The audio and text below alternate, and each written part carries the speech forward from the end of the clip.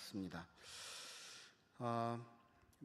이 시간 함께 오늘 하나님의 말씀 살펴보겠습니다.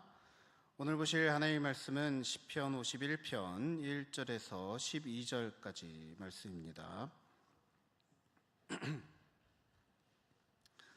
시편 51편 1절에서 12절 말씀,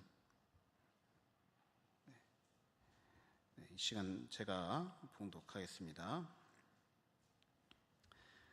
하나님이여, 주의 인자를 따라 내게 은혜를 베푸시며 주의 많은 긍휼을 따라 내 죄악을 지워주소서.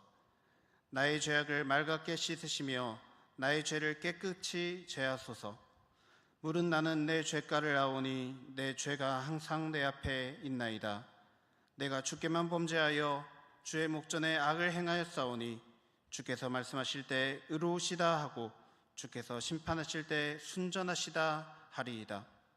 내가 죄악 중에서 출생하였으며 어머니가 죄 중에서 나를 잉태하였나이다. 보소서, 주께서는 중심이 진실함을 원하시오니 내게 지혜를 은밀히 가르치시리이다. 우슬초로 나를 정결하게 하소서. 내가 정하리이다. 나의 죄를 씻어주소서. 내가 눈보다 희리이다. 내게 즐겁고 기쁜 소리를 들려주시사 주께서 꺾으신 뼈들도 즐거워하게 하소서. 주의 얼굴을 내 죄에서 돌이키시고 내 모든 죄악을 지워주소서. 하나님이여, 내 속에 정한 마음을 창조하시고 내 안에 정직한 영을 새롭게 하소서. 나를 주 앞에서 쫓아내지 마시며 주의 성령을 내게서 거두지 마소서. 주의 구원의 즐거움을 내게 회복시켜 주시고 자원하는 심령을 주사 나를 붙드소서. 아멘. 오늘도 우리를 아낌없이 사랑하시는 하나님 아버지 앞에 나오신 성도 여러분 모두에게 한없는 은혜와 사랑이 전해지는 복된 시간 되길 우리 주 예수님의 이름으로 축복합니다. 오늘 이 시간은 하나님의 낭비, 그 무엇도 우리를 위해 아끼지 아니하시면서 우리에게 참 많은 것들을 허락하여 주시는 하나님에 대해서 알아보는 그 네 번째 시간입니다. 첫째 주는 돌아온 탕자 비유를 통해서 사랑을 아낌없이 낭비하다시피 우리에게 주시는 하나님에 대해서 알아보았고, 또 둘째 주는 계속해서 하나님의 명령에 불순종하면서도 그러한 요나를 통해서 그 아낌없는 용서를 우리에게 허락하시는 하나님에 대해 살펴봤습니다. 또 셋째 주는 한없는 온유와 인자하심, 참아주시는 하나님의 그 모습을 통해 그 모세를 끝까지 참아주시고 또 인도하여 주신 모습을 살펴보았습니다. 이제 하나님의 낭비 네 번째 시간으로 이 구약의 대표 인물들 중 하나이자 유대인들이 가장 존경하는 인물인 바로 다윗을 통해서 하나님께서 우리에게 회복하게 하시는 그 참된 기쁨에 대해서 알아보는 시간을 갖고자 합니다. 다윗은 아브라함과 모세 이후로 성경이 우리에게 제시하는 가장 성공적인 신앙인의 그런 모습입니다. 유대인들의 조상은 아브라함이지만 이 다윗이 갖고 있는 상징성이 너무나도 크기 때문에 훗날 사람들이 이 메시아로 오신 예수님을 부를 때에도 아브라함의 자손 예수여 라고 부르지 않고 다윗의 자손 예수여 라고 부르곤 했습니다. 당시 사람들은 예수님을 받아들이지 않은 이유가 이 다윗 같은 강력한 왕권을 가진 사람이 아니기 때문에 예수님을 받아들이지 않았고, 또 오늘날까지도 유대인들은 이처럼 다윗과 같은 그런 인물이 다시 등장해서 자신들을 이 부강한 나라로 만들어주기를 기다리고 있습니다. 그래서 이스라엘의 국기도 바로 다윗을 상징하는 별, 이 다윗의 별을 사용해서 이 국기를 만들기도 하였죠. 그만큼 이 다윗이라고 하는 인물이 이스라엘 자손들에게, 오늘날의 유대인들에게 얼마나 중요하게 여겨지는지 알 수 있는 증거들이 이렇게 많다라는 것입니다. 그렇다면 이들은 왜 이렇게까지 이 다윗을 좋아하는 것일까요? 이들이 다윗을 좋아하는 이유는 딱 하나입니다. 이스라엘 역사상 가장 위대한 통치자, 이스라엘을 정말로 부강한 나라로 만들었고, 또 다윗의 신앙 또한 흠잡을 수 없이 그렇게 참 존경스러운 인물로서 다윗을 유대인들이 참 이렇게 존경하는 것입니다. 그래서 오늘날까지 유대인들은 이런 정말 내외적으로 겉과 속이 참 훌륭한 이런 슈퍼스타 같은 이러한 인물이 또다시 나타나기만을 기다리고 있습니다. 다윗의 삶을 우리가 한마디로 정의하자면 이렇습니다. 다윗의 삶은 바로 기쁨의 삶이었다. 여러 마디네요. 네. 기쁨의 삶. 네. 기쁨이 가득한 삶이었다는 것입니다. 여러분, 다윗 하면 떠오르는 장면 어떤 것이 있습니까? 다윗. 네. 맞습니다. 참 그 다윗 하면은 여러 장면들이 떠오르실 겁니다. 그런데 그 중에서도 가장 유명한 장면, 바로 골리앗을 죽인 장면입니다. 그 어린 다윗이, 어린 목동, 군사도 아니고 병사도 아니고 그냥 이 어린 목동인 다윗이 골리앗을 죽인 사건, 그것은 정말로 그야말로 충격적인 사건이었습니다. 정말로 이 이스라엘 백성들에게 하나님께서 허락하여 주신 놀라운 구원의 사건이었습니다. 어렸을 때부터 다윗이 이러한 것들을 경험하면서 정말 그의 삶은 엄청난 구원을 허락하여 주신 하나님께 이 기쁨과 감사가 언제나 넘치는 그러한 삶이었습니다. 이 베들레헴이라고 하는 시골 동네의 목동으로 자랄 때부터 그는 수많은 날마다 하나님 앞에 찬양을 드렸습니다. 이 곰, 사자 같은 늑대, 그런 짐승들로부터 양떼를 무사히 지켜낼 때도 기쁨으로 찬양을 불렀고, 훗날 골리앗을 죽이고 또 이스라엘의 영웅이 되고 또 이스라엘의 왕이 되었을 때도 그는 기쁨의 찬양, 감사의 찬양을 불렀습니다. 그래서 그가 어릴 때부터 그렇게 불렀던 그 노래들이, 그 찬양들이 훗날 이렇게 모여서 오늘날 우리가 읽고 묵상하는 그런 시편 말씀이 되었습니다. 시편의 무려 절반에 가까운 그런 시들을 지은 사람이 바로 다윗입니다. 그가 경험한 하나님의 그 구원이 너무나도 기뻐서 그 기쁨을 참지 못해 찬양으로 고백한 것입니다. 그런데 오늘 본문으로 보신 시편 51편 말씀은 어떻습니까? 그 분위기가 사뭇 무겁습니다. 그는 고백합니다. 1절, 하나님이여 주의 인자를 따라 내게 은혜를 베푸시며 주의 많은 긍휼을 따라 내 죄악을 지워주소서. 기쁨이라고는 찾아볼 수 없는 그러한 처절한 고백입니다.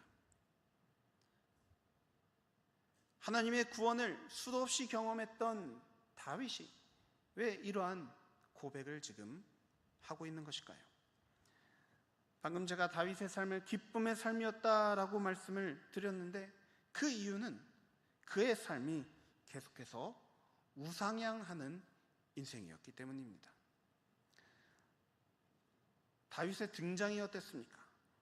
이 골리앗을 쓰러뜨리며 화려한 그런 등장을 알린 그런 사건부터 시작해서 비록 우여곡절이 있었지만 결국에는 이스라엘의 왕으로 취임하게 되고 또 왕이 되어서 그냥 어느 약소국에 그냥 소꿉놀이 하듯이 그런 작은 나라의 왕이 아니라 주변국들을 점령하며 국력을 상당히 키운 그런 나라의 왕으로서 군림을 했고 또 예루살렘에 왕궁을 지으면서 시골 변두리에 방치되어 있던 하나님의 궤를 예루살렘 안에 모셔서 그래서 하나님을 위한 성전도 지으려고 했었던, 하나님이 허락하시지 않았지만 하나님의 성전을 지으려고까지 했던 그러한 대외적으로 또 내적으로 아주 훌륭한 그런 삶을 살아온 다윗입니다. 그래서 그 삶을 계속해서 살펴보면은 정말로 이 감사와 찬양, 기쁨이 가득한 일들이 계속해서 이어집니다. 그래서 그의 삶은 점점 위로 점점 더 높은 곳을 향해 나아갑니다. 그런데 그가 가장 높은 곳에 올라갔을 때, 더 이상 바랄 것이 없다 느껴질 때, 나라는 안정되고 대부분의 그 주변국들을 점령한 상태일 때, 남부러울 것 없는 삶을 살아가고 있을 때, 그의 인생이 정말로 지금 하이라이트다, 피크를 찍었다라고 생각을 했을 때, 그의 삶에는 기쁨이 사라지기 시작했습니다. 어렵고 힘들 때, 아직 어릴 때, 힘이 없을 때, 그럴 때는 기쁨이 가득한 삶이 계속 지속되었습니다. 하나님의 구원이 계속해서 경험되어졌거든요. 그런데 막상 그가 모든 것을 잃었을 때는 기쁨이 사라진 것입니다. 그래서 다윗의 왕권이 절정일 무렵에 다윗은 오늘 본문의 배경이 되는 밧세바 사건을 저지르고 맙니다. 이 밧세바 사건이란 다윗이 정복 전쟁을 거의 다 마치고 이제 부하들만 전쟁터에 보내서 마무리만 지면 되는 그런 때에 본인은 혼자 왕궁에 편히 쉬면서 이 안락함과 쾌락을 누리고 있을 때 일어난 사건입니다.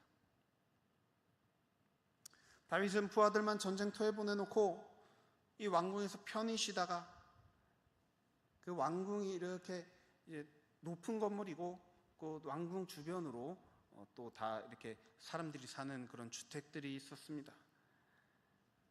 어느 날 그가 낮잠을 자고 일어나 왕궁에서 내려다보니 이 건물 옥상에서 목욕을 하고 있는 한 아리따운 여인을 발견합니다.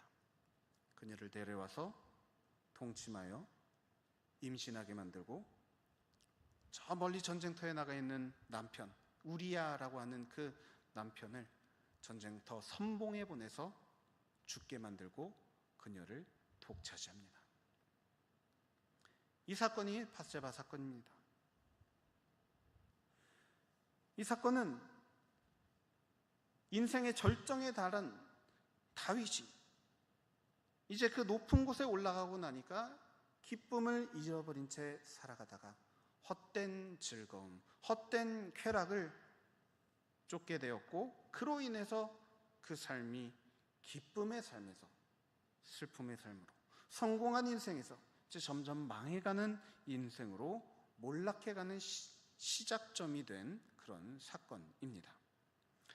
이로 인해서 나중에 다윗이 회개를 하지만 벌을 또 받게 됩니다. 그래서 다윗이 가장 사랑하던 아들, 셋째 아들 압살롬이 반역을 저질러 그를 죽이려고 하다가 도리어 이제 압살롬을 죽이게 되고, 또 압살롬의 반역 뒤에도 이 넷째 아들 아도니아도 반역을 저질러서 또다시 도피 생활을 하고 하는 그런 그 왕권 말미에 가면은 어려운 일들이 더 많이 생깁니다. 한창 꼭대기를 향해 달려갈 때는 오직 하나님이 주시는 기쁨으로 가득한 인생이었는데, 왜 이렇게 인생 말미로 갈수록 곤두박질 치게 된 것일까요? 이것은 다윗이 더 이상 하나님이 주시는 기쁨을 구하며 살아가지 않을 때, 하나님께서는 다윗으로 하여금 참된 기쁨이 무엇인지 알게 해주시고자 이러한 밧세바 사건 같은 것들을 그에게 허락하신 것입니다. 다윗이 밧세바를 강제로 취했을 때 그는 왕으로서 누릴 수 있는 온갖 쾌락에 취해 있었습니다. 그가 얼마나 쾌락에 취해 살았으면 이 밧세바 사건을 저지른 다음에도 자기가 죄를 저질렀다는 자각이 없습니다. 나단 선지자가 찾아와서 비유로서 그를 꾸짖었습니다. 실제 하는 일이 아니지만 그 선지자가 마치 실제 일인 것처럼 얘기를 했을 때 다윗은 분노를 하면서 어떻게 그런 사람이 있느냐며 화를 냅니다. 정작 그것이 자신에 대한 이야기인 줄 미처 깨닫지 못하는 겁니다. 그러다가 선지자가 그것이 바로 당신의 일이다 말을 했을 때 그제서야 자신의 죄를 깨닫고 그제서야 자기가 잘못한 것이 어떤 일인지 보이게 되었습니다. 그러니까 다윗은 자신의 죄에 대한 자각도 없고 정말 그 죄책감도 그 남편을 죽인 그 밧세바의 남편을 죽인 것에 대한 그 죄책감조차 느끼지 못하는 그러한 상황이었다는 것입니다. 얼마나 심각한 상태입니까? 그리고는 태연하게 밧세바를 아내로 맞아들여서 희희낙낙 아무렇지 않게 지내고 있다가 선지자가 와서 꾸중을 들은 다음에야 그 죄를 깨닫게 되었습니다. 그런데 다윗의 삶을 보면은 왜 갑자기 이러한 정말 어마어마한 죄를 저질렀는지 알 수가 없습니다. 그때까지 다윗은 하나님 앞에서 심각하게 죄를 저지른 적이 없었거든요.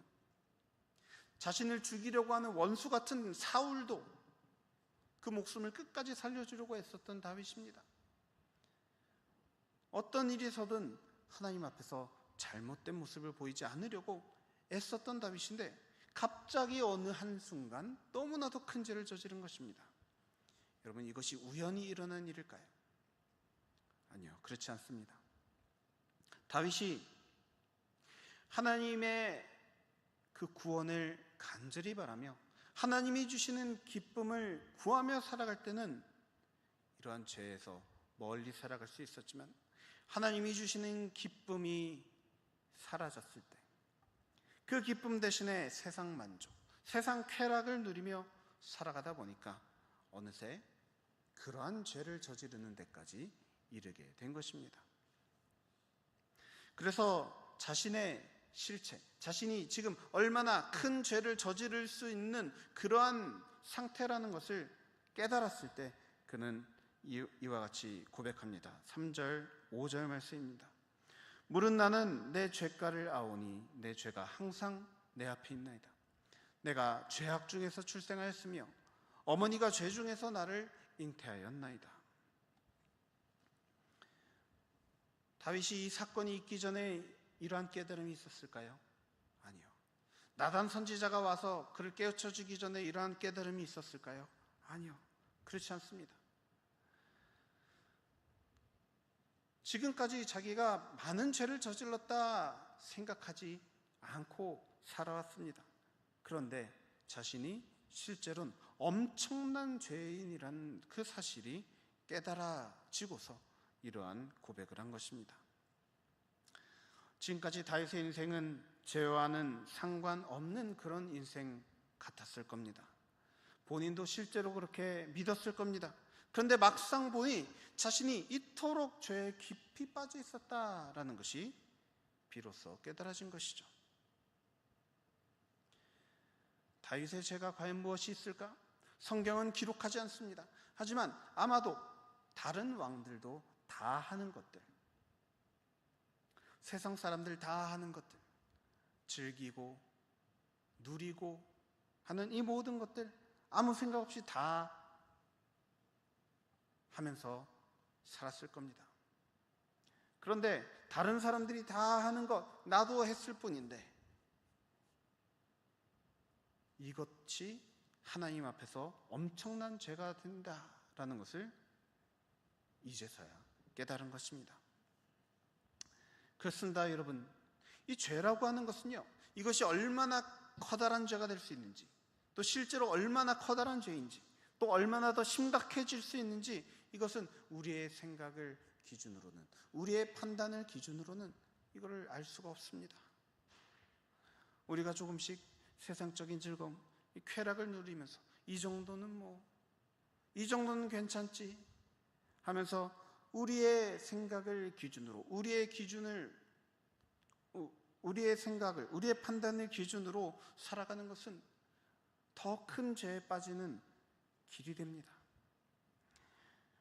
우리는 우리가 죄에 얼마나 심각하게 빠져들 수 있는지 그 가능성을 우리는 모릅니다. 또 지금 현재 얼마나 깊이 빠져 있는지조차 모릅니다. 여러분 생각해 보십시오. 만약 우리가 지금 물에 빠져 있는데, 물이 이미 목까지 차올라 있는데 이것을 깨닫지 못한다면 그 다음은 어디까지 물이 차오르겠습니까? 이미 지금 간당간당한 상태인데 계속해서 걸어가다간, 더 깊은 데로 가다간 얼마나 심각한 일이 일어나겠습니까? 바로 죄가 그것과 같습니다. 우리는 이토록 죄에 대해서 무지하고 또 무력합니다. 그렇게 우리가 할 수 있는 유일한 것은 바로 오직 하나님을 의지하는 것밖에 없습니다. 과거 이스라엘 백성들은 이 죄를 지으면 자기의 힘으로 죄를 해결할 수 있다 생각을 했습니다. 어떻게? 바로 죄에 대한 제사를 드리면 되는 것입니다. 과거 이스라엘에는 속죄제, 속건제라는 것이 있었습니다. 저지른 죄, 내가 알고 있는 죄, 그리고 또 내가 알지 못하지만 혹시라도 지었을 죄에 대해서 제사를 드리면 용서를 받는다라고 그렇게 믿고서 제사들을 드렸습니다. 다윗이 지금 나단 선지자에게 지적을 받았습니다. 그러면 다윗이 속으로 생각할 때 제사 드리면 되는 게 아닌가라는 생각을 했을지 모릅니다. 그런데 다윗이 지금 무엇이라고 고백하는지 16절 말씀을 보시면 이와 같이 고백을 합니다. 주께서는 제사를 기뻐하지 아니하시나니 그렇지 아니하면 내가 드렸을 것이라. 지금 다윗의 이 고백은 자신이 제사를 수도 없이 많이 드려봤다는 겁니다. 그런데 하나님이 이것을 기뻐하시느냐? 그렇지 않다는 겁니다. 그렇다면 과연 하나님이 기뻐하시는 것은 과연 무엇일까요? 17절 말씀입니다. 하나님께서 구하시는 제사는 상한 심령이라. 하나님이여 상하고 통회하는 마음을 주께서 멸시하지 아니하시리이다. 하나님은 제사를 드리는 것보다 그 전에 그 제사를 드리는 사람이, 예배를 드리는 사람이 먼저 애통해하고 회개하고 있는 그러한 마음을 보기 원하신다는 겁니다. 이전에도 다윗은 종종 하나님께 제사를 드렸을 겁니다. 율법에 그것이 요구되기 때문입니다. 죄를 저질렀다면, 죄를 저지른 것 같다면, 혹시 죄를 저지르지는 않았을까 하면서 죄를 씻김 받기 위해서 온갖 제사를 드렸습니다. 그런데 그렇게 열심히 제사 드리며 살아왔던 본인이 지금 나단 선지자가 깨닫게 해준 그 죄, 얼마나 큰 죄를 저질렀는지 본인이 깨닫게 되었을 때 다윗은 내가 지금껏 드린 제사가 아무 힘이 없구나, 아무 소용이 없었구나, 하나님께서 이거 기뻐하시는 일이 아니었구나, 비로소 깨닫게 된 것입니다. 그럼 다윗이 비로소 깨닫게 된 것, 하나님께서 진정으로 원하시는 것이 무엇입니까? 회개하는 진심 어린 마음이라는 것입니다. 여러분, 이것은 우리에게도 마찬가지입니다. 이것은 아이러니입니다. 반전입니다. 제사를 드리고 있는데도 불구하고, 예배를 드리고 있음에도 불구하고, 우리가 신앙생활하고 말씀 읽고 말씀 듣고 기도하고 신앙생활에 온갖 열정을 다 쏟아부으면서 살고 있음에도 불구하고 얼마든지 죄를 저지를 수 있는 상태였다는 것, 바로 이것이 다윗이 본인 스스로에 대해서 깨달은 것입니다. 어쩌면 다윗은 이 밧세바 사건이 일어난 후에도 제사를 드렸을 수도 있습니다. 내가 좀 실수했네, 제사 드려야지. 제사 드리고 나면은 나는 이제 괜찮아. 아무 효과가 없는 것입니다. 오히려 이처럼 열심 있는 신앙생활이 다윗으로 하여금 자신이 심각한 죄인이다라는 그러한 것을 깨닫지 못하게 했습니다. 좀 내 욕심대로 살아도, 내가 좋아하는 것, 내가 기뻐하는 그러한 쾌락을 누리며 살아도 어찌됐든 제사하니까, 어찌됐든 예배드리니까, 어찌됐든 기도드리니까, 어찌됐든 헌금하니까 이미 용서받았겠지, 나는 죄인 아니야, 이러한 마음이 다윗에게 있었던 것이고 오늘날 저와 여러분의 마음속에도 있지 않습니까? 여러분, 이런 마음을 갖고서 살아가면요, 물론 우리가 죄책감은 덜 수 있습니다. 내가 무슨 죄인이야, 난 죄인 아니야 라는 그런 마음을 갖고 살 때 마음은 한결 편할 수는 있습니다. 하지만 여러분, 그 마음이 정말 기쁘겠습니까? 이 마음속 깊은 곳에 자리 잡고 있는 자책감으로부터 자유로울 수 있겠습니까? 무언가 마음에 뒤틀림이 있습니다. 무언가 잘못된 것이 있습니다. 이것을 해결하기 위해, 이 마음의 괴로움을 덮기 위해서 자꾸만 헛된 제사, 헛된 예배, 헛된 신앙생활에 더욱더 빠질 뿐입니다. 이것은 진정한 용서가 아니라 거짓된 용서입니다. 거짓된 용서가 우리에게 허락하는 헛된 위로만 받아 누리며 살아가는 것입니다. 그렇게 살고 있던 다윗에게 나단 선지자가 찾아와서 그의 죄를 깨우쳐 주었습니다. 그때 다윗이 무엇을 깨달았습니까? 다 헛된 것이구나. 그동안 해왔던 제사, 그동안 해왔던 예배, 수많은 이 신앙적인 노력과 애씀들이 아무 소용도 없는 것이구나.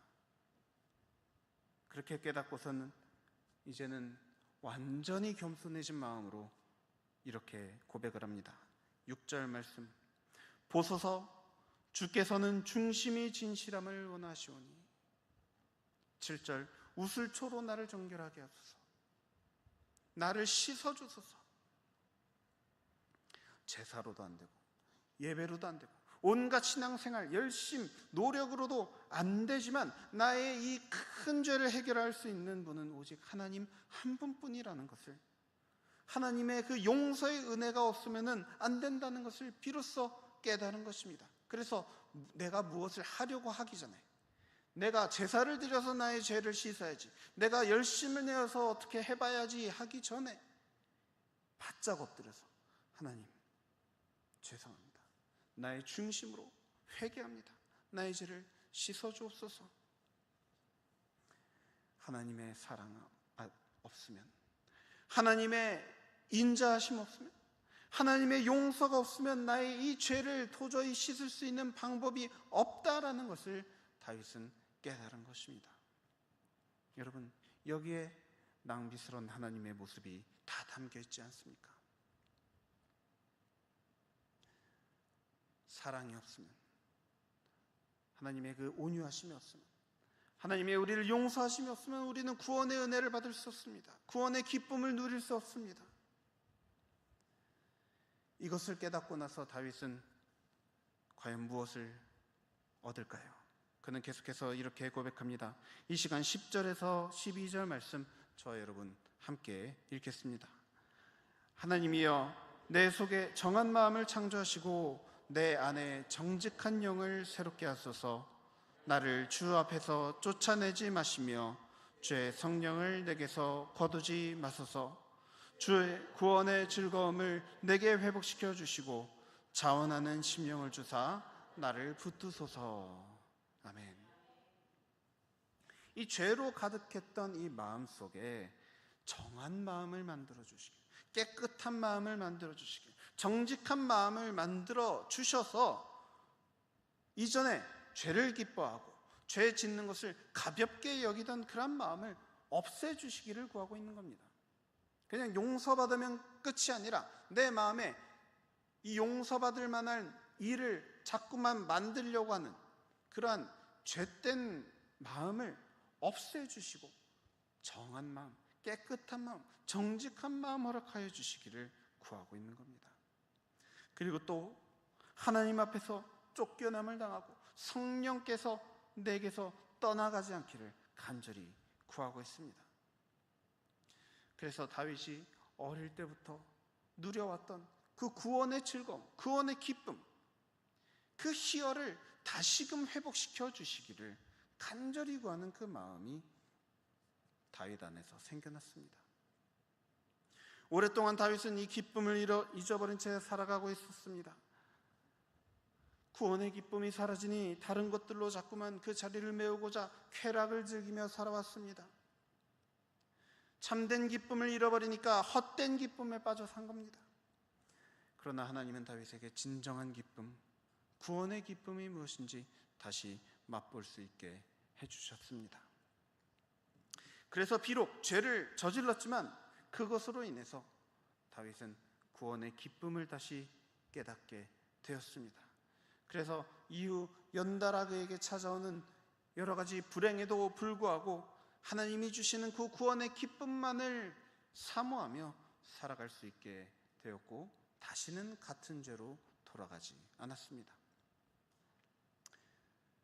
다시는 죄로 돌아가지 않은 그 모습을 하나님께서는 참 귀하게 여겨주셨습니다. 그래서 그를 통해서, 다윗을 통해서 메시아 예수님께서, 예수 그리스도께서 찾아오시게 된 것입니다. 부디 간절히 바라옵기는 우리 삶의 참된 기쁨은 우리가 높은 곳에 올라가서 누릴 수 있는 것이 아니라 바로 하나님의 구원으로부터 나온다라는 이 성경의 진리를, 이것을 깨달은 다윗과 같이 오늘날 저와 여러분 또한 깨달을 수 있기를 소망합니다. 세상에서 이런저런 기쁨 얻고자 헤매다가 죄가 죄인 줄도 모르고 사는 불쌍한 인생, 그런 미련한 인생 살다가 떠나가지 마시고, 아프고 괴롭더라도 내 마음속에, 내 생각 속에, 내 삶 속에 있는 이 세상을 즐거워하는 이 죄를 직면하시고 직시하시기 바랍니다. 그래서 다윗이 얻은 것 같은 이 구원의 기쁨을 비로소 누리는 저와 여러분 모두 되시길 간절히 소원합니다. 하나님께서 우리에게 주시고자 하는 가장 큰 기쁨은 바로 이것입니다. 죄로부터의 구원의 기쁨입니다. 하나님은 예수님을 십자가에서 죽게 하심으로 우리에게 이미 그 기쁨을 허락해 주셨습니다. 그렇다면 저와 여러분도 이 기쁨을 반드시 받아 누려봐야 하지 않겠습니까? 부디 예수님을 더욱더 가까이 하시기 바랍니다. 예수님을 의지하시기 바랍니다.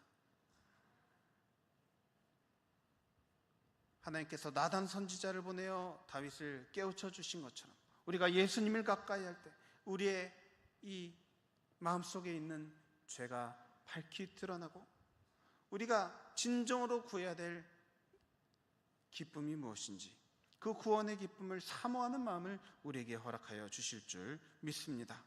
부디 날마다 세상 즐거움 쫓아가며 살아가기보다는 하나님의 이 구원의 기쁨을 누리며 살아가는 우리 성도 여러분 모두들 되시길 우리 주 예수 그리스도 이름으로 간절히 축원합니다. 함께 기도하겠습니다. 사랑과 은혜가 충만하신 하나님 아버지, 우리가 이 삶을 살아가며 다윗과 같이 세상 즐거움, 세상 쾌락에 빠져서 죄가 죄인 줄 모르고 살아갈 때가 참으로 많음을 오늘 말씀을 묵상하며 깨닫습니다.